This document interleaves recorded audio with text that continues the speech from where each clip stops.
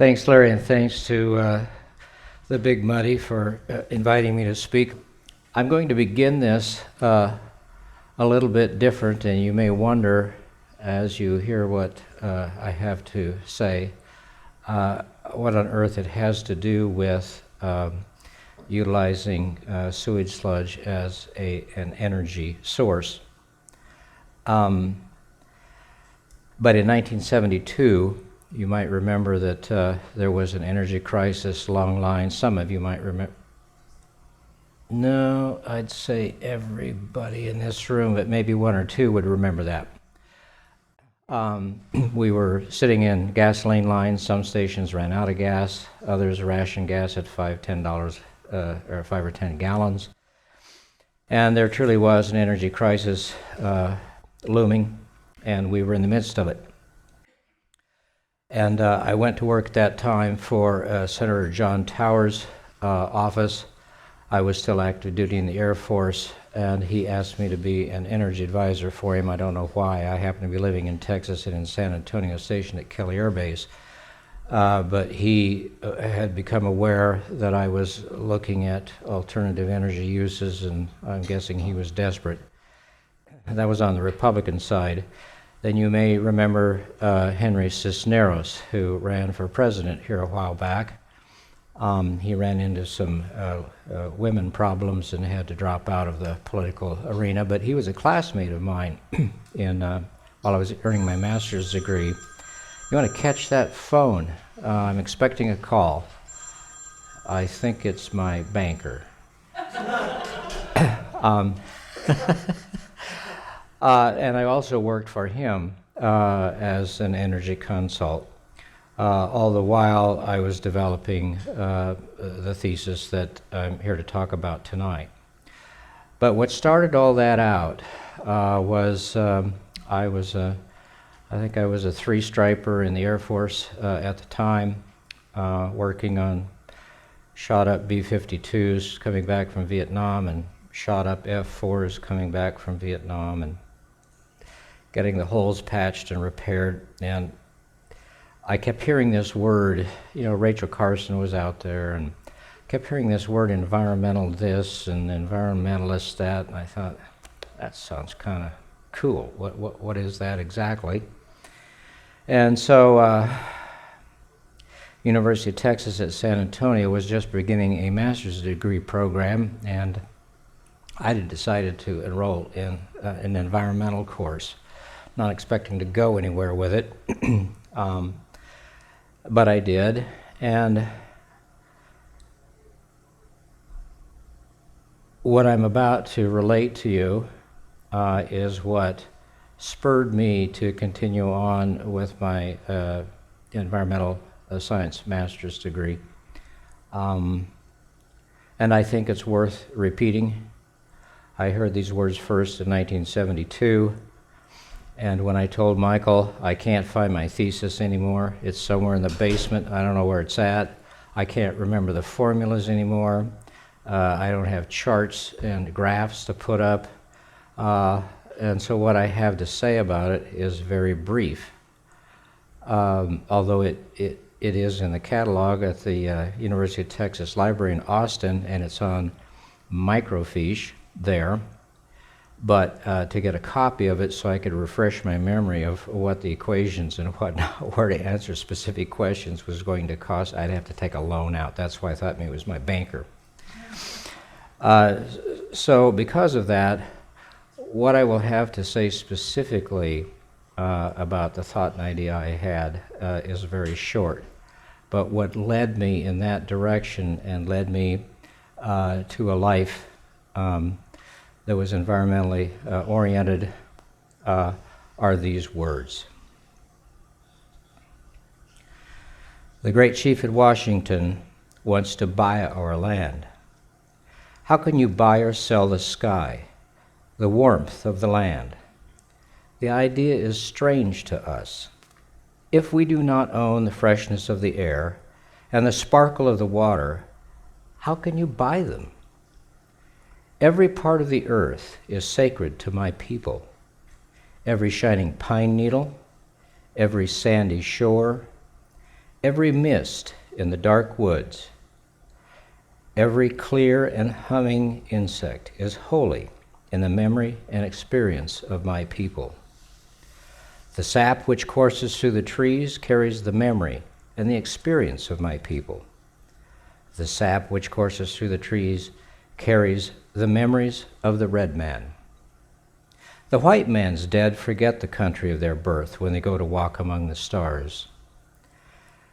Our dead never forget this beautiful earth, for it is the mother of the red man. We are part of the earth, and it is part of us. The perfumed flowers are our sisters. The deer, the horse, the great eagle, these are our brothers. The rocky crests, the juices in the meadows, the body heat of the pony, and the man, all belong to the same family. So when the great chief in Washington sends word that he wishes to buy our land, he asks much of us. The great white chief sends word he will reserve us a place so that we can live comfortably to ourselves. He will be our father, and we will be his children. So we will consider your offer to buy land, but it will not be easy, for this land is sacred to us. This shining water that moves in streams and rivers is not just water, but the blood of our ancestors. If we sell you our land, you must remember that it is sacred blood of our ancestors. If we sell you our land, you must remember that it is sacred, and you must teach your children that it is sacred, and that each ghostly reflection in the clear water of the lakes tells of the events in the life of my people. The water's murmur is the voice of my father's father. The rivers are our brothers. They quench our thirst. The rivers carry our canoes and feed our children. If we sell you our land, you must remember to teach your children that the rivers are our brothers and yours, and you must henceforth give the rivers the kindness that you would give my brother. We know that the white man does not understand our ways. One portion of the land is the same to him as the next, for he is a stranger who comes in the night and takes from the land whatever he needs. The earth is not his brother, but his enemy. And when he has conquered it, he moves on. He leaves his father's graves behind, and he does not care. He kidnaps the earth from his children, and he does not care. His father's grave and his children's birthright are forgotten. He treats his mother, the earth, and his brother the same as things to be bought, plundered, sold like sheep for bright beads. His appetite will devour the earth and leave behind only a desert. I do not know. Our ways are different from your ways. The sight of your cities pains the eye of the red man. But perhaps it is because the red man is a savage and does not understand. There is no quiet place in the white man's cities, no place to hear the unfurling of leaves in spring or the rustle of an insect's wings. But perhaps it is because I am a savage and I do not understand. The clatter only seems to insult the ears. And what is there to life if a man cannot hear the lonely cry of a whippoorwill or the arguments of the frogs around a pond at night? I am a red man, and I do not understand. The Indian prefers the soft sound of the wind darting over the face of the pond, and the smell of the wind itself, cleansed by a midday rain or scented with the pinyon pine. The air is precious to the red man, For all things share the same breath, the beast, the tree, the man. They all share the same breath. The white man does not seem to notice the air he breathes. Like a man dying for many days, he is numb to the stench. But if we sell you our land, you must remember that the air is precious to us, that the air shares its spirit with all the life it supports. The wind that gave our grandfather his first breath also receives his last sigh. And if we sell you our land, you must keep it apart and sacred, as a place where even the white man can go to taste the wind that is sweetened by the meadow's flowers. So we will consider your offer to buy our land, and if we decide to accept, I will make one condition. The white man must treat the beasts of this land as his brothers. I am a savage and do not understand any other way. I have seen 1,000 rotting buffaloes on the prairies, left by the white man who shot them from a passing train. I am a savage, and I do not understand how the smoking iron horse can be made more important than the buffalo that we kill only to stay alive. What is man without the beasts? If all the beasts were gone, man would die from a great loneliness of spirit. For whatever happens to the beast soon happens to man. All things are connected. You must teach your children that the ground beneath their feet is the ashes of our grandfathers, so that they will respect the land. Tell your children that the earth is rich with the lives of our kin. Teach your children what we have taught our children, that the earth is our mother. Whatever befalls the earth befalls the sons of the earth. If men spit upon the ground, they spit upon themselves. This we know. The earth does not belong to man. Man belongs to the earth. This we know. All things are connected, like the blood which unites one family. All things are connected. Whatever befalls the earth befalls the sons of the earth. Man did not weave the web of life. He is merely a strand in it. Whatever he does to the web, he does to himself. Even the white man, whose God talks with him as friend to friend, cannot be exempt from the common destiny. We may be brothers after all. We shall see. One thing we know, which the white man may one day discover: our God is the same God. You may think now that you own him as you wish to own our land, but you cannot. He is the God of man, and his compassion is equal for the red man and the white. The earth is precious to him, and to harm the earth is to heap contempt on its creator. The whites too shall pass, perhaps sooner than all other tribes. But in your perishing, you will shine brightly, fired by the strength of the God who brought you to this land and for some special purpose gave you dominion over this land and over the red man. That destiny is a mystery to us, for we do not understand when the buffalo are slaughtered, the wild horses tamed, the secret corners of the forest heavy with the scent of many men, and the view of the ripe hills blotted by talking wires. Where is the thicket? Gone. Where is the eagle? Gone. The end of living and the beginning of survival. These words were written and spoken in part and in whole, to the President of the United States by Chief Seattle in 1854.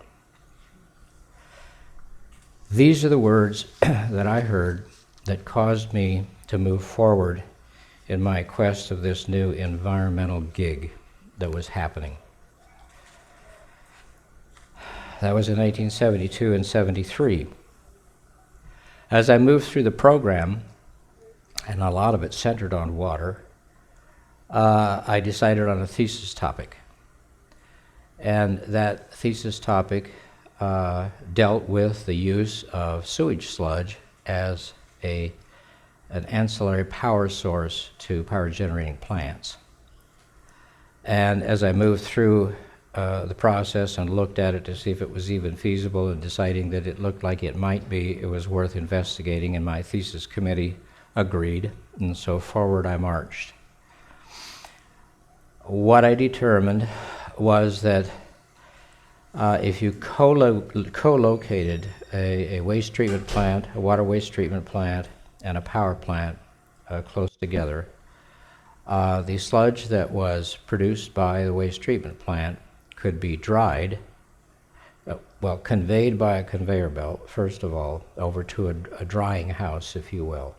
And the heat, the waste heat from the power generating plant could be used to dry the sludge to about a 12% moisture content, and then transferred again by conveyor belt, since they're co-located, to the power plant and mixed through a nozzle with either pulverized coal or oil, or for that matter, natural gas. I discovered that the BTU content of sewage sludge was a higher BTU content per unit than coal. And in utilizing it in a power plant, you didn't then have issues of transporting it somewhere, somehow, to a landfill. Land is at a premium, and we don't need to be putting sewage sludge in it. So that was a cost savings. The heat coming off the power plant was waste heat that was being cooled by cooling towers anyway, and that could be put to use and used to dry the sludge out, so there was no cost involved there. Conveying the sludge from the waste treatment plant to a drying house to the power plant was nearly a no-brainer, and little or no cost there. And in incinerating the sludge at the high temperatures within a power plant, you got rid of issues of pathogens being spread.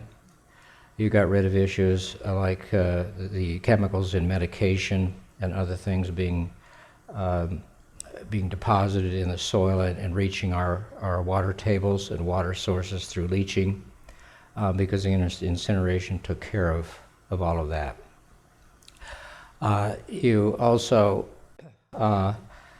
eliminated not only transportation costs and land use for dumps, but you reduced, of course, the amount of the original energy source that was needed to produce the power at a higher efficiency rate because of the higher BTU content.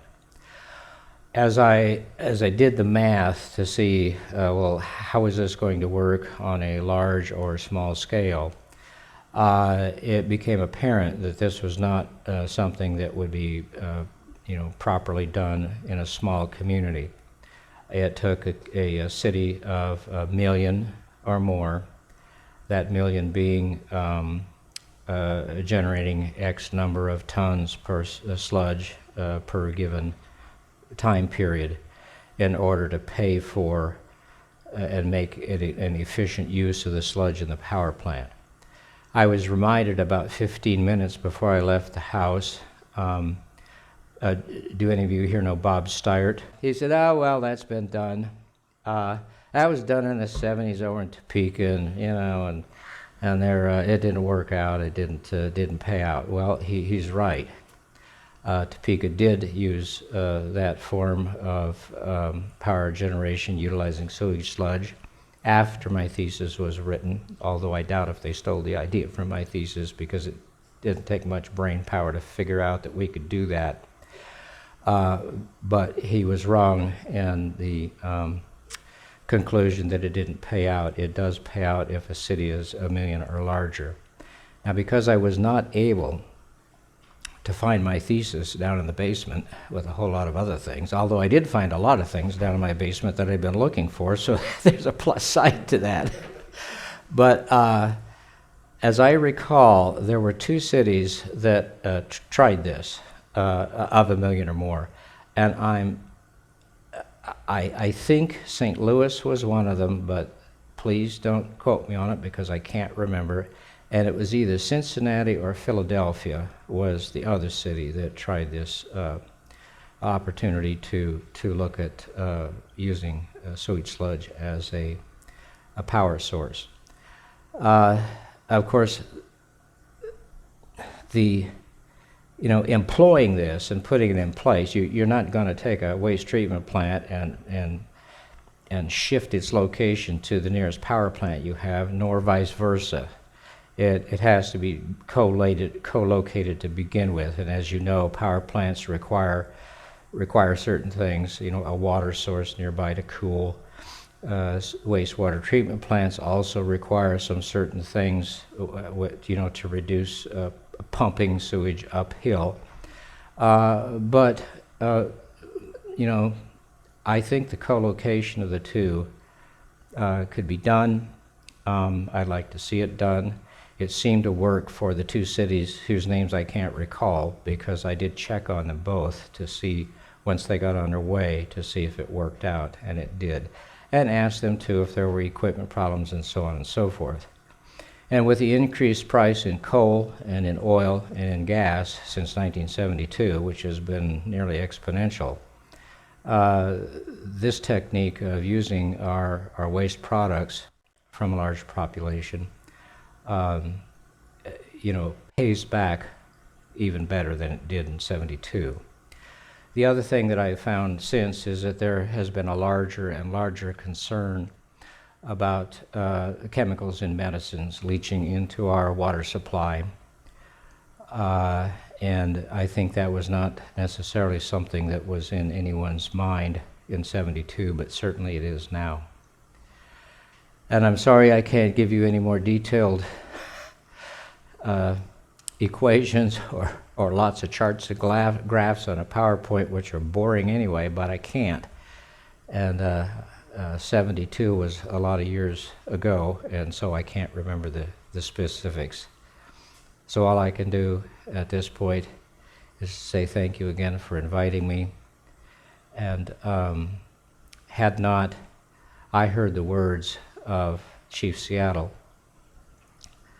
spoken nearly 120 years prior to the first time I heard them, I would have gone down a completely different path in my life. As it is, I worked for the Corps of Engineers as a wetlands enforcement officer, and then I transferred to EPA and became a National Environmental Policy Act review person, looking at major environmental projects that would have a great impact on society.